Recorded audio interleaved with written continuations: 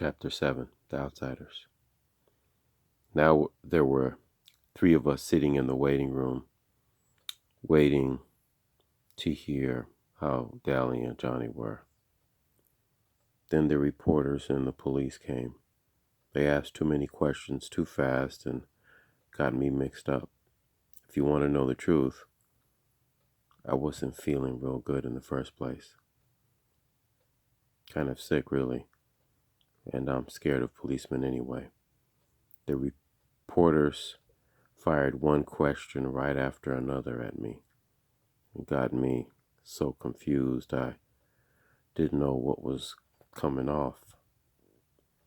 Dally finally told them I wasn't in any shape to be yelled at so much, and they slowed down a little.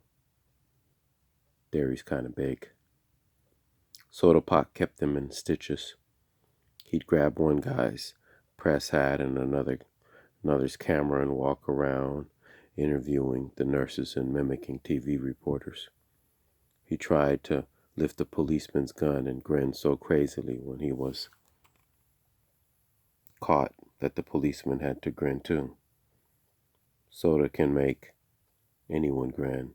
I managed to get hold of some hair grease and comb my hair back so that it looked a little better before they got any pictures.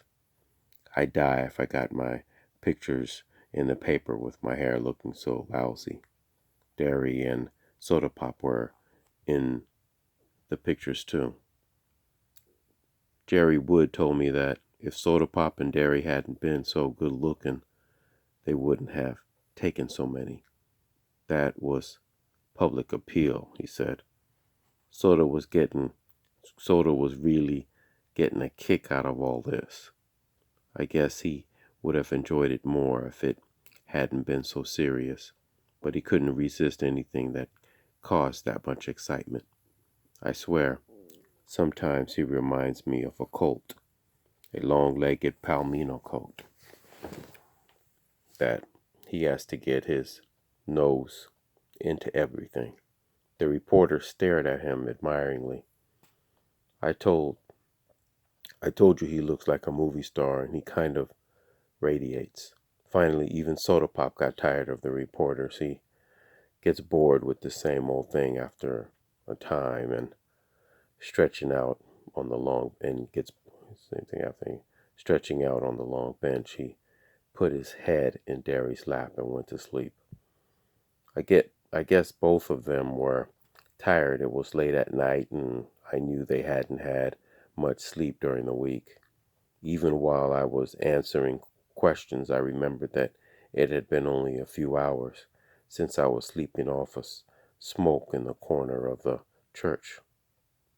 Already it was an unreal dream, and yet at the same time I couldn't have imagined any other world. Finally, the reporters started to leave, along with the police. One of them turned and asked, "What would you do right now if you could do anything you wanted?" I looked at him tiredly. "Take a bath?" They thought that was pretty funny, but I meant it. I felt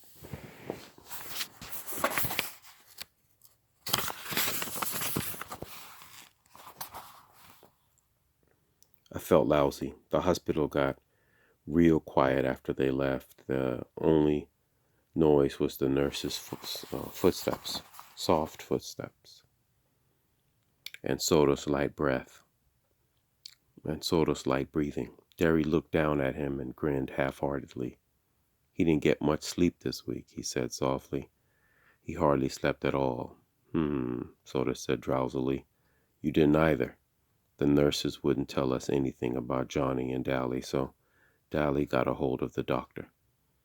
The doctor told us that he would talk only to the family, but Derry finally got it through the guy's head that we were about as much family as Dally and Johnny had.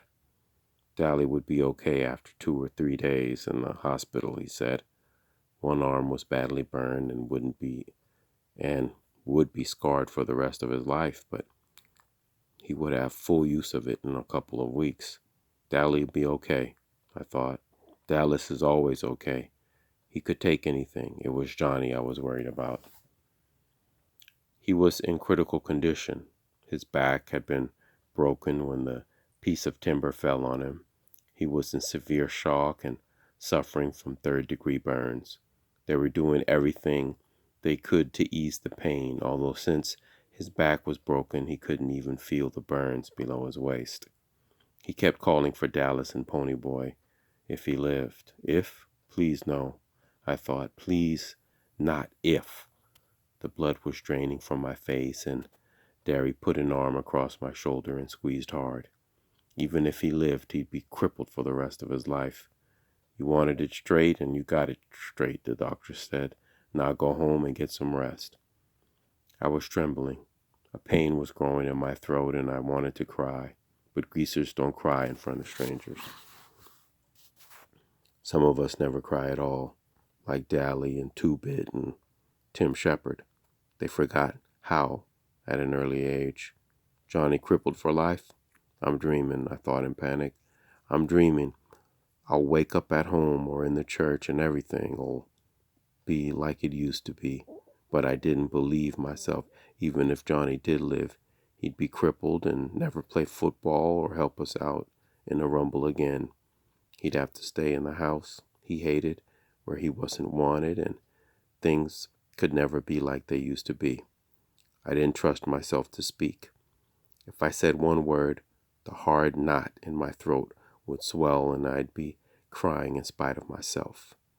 All right, that's second to last day of the reading for summer school session. All right, you'll read the rest silently to yourself.